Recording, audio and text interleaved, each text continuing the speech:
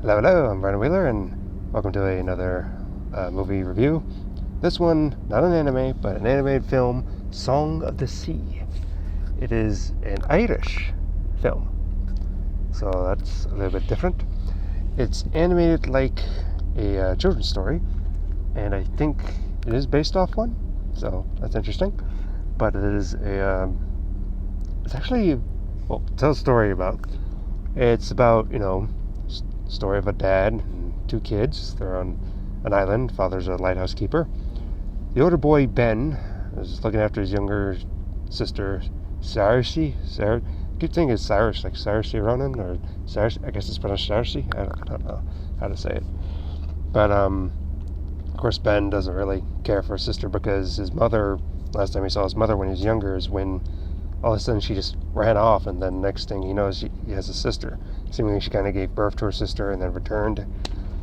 But there's also some mystery and everything, because seemingly the girl has a seal skin. What do you mean by seal skin? It's like a fur coat. Okay, that's not anything, but she can turn into a seal with it. Huh? Well, I won't get into a lot to spoilers, because I don't want to spoil everything, but it deals a lot with, I guess, the fairy and mythological stuff in Ireland and Scotland, reading about it, and how it's like, stuff about the, like a Selkie, the Selkie lore, I guess, something like that.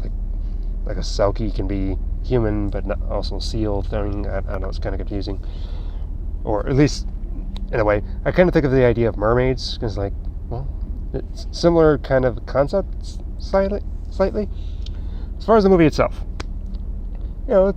great visuals, great artwork and everything. Glad, seeing different design and stuff, and seeing something that looks like a children's book is exciting. It's kind of spoiling, but I'm glad in one way that there's a way of, showing to be a bad guy without actually, any violence, quote unquote, or anything, without having to kill the bad guy all the time. It's like, that's different. I like that. If it was even a bad guy. Let's get into that. Really, the movie is actually really sad. The movie's sad because it deals a lot with the mother being gone. And you see it a lot with the father, how much he's a broken man. And how affected the brother, because one of the last things the mother told him was, look out after your sister, and because it's the last time he saw his mother, but kind of associates with her being the reason why his mother's gone. She's the cause of it, so he doesn't really like his sister. Kids, So, he does have a cool dog named Koo, but on the Amazon X-ray fun fact thing, it seems like Koo just means dog. Like, okay. But, the movie's really sad, actually. It deals a lot with grief and emotions and trying to bottle them up versus letting them have their place and being able to heal or anything, because not having them, you think you're taking away the pain, and it's actually, you're literally bottling them up, and it doesn't really help. So I don't really want to spoil a lot of it, but if you haven't seen the film, I do recommend go and watch it.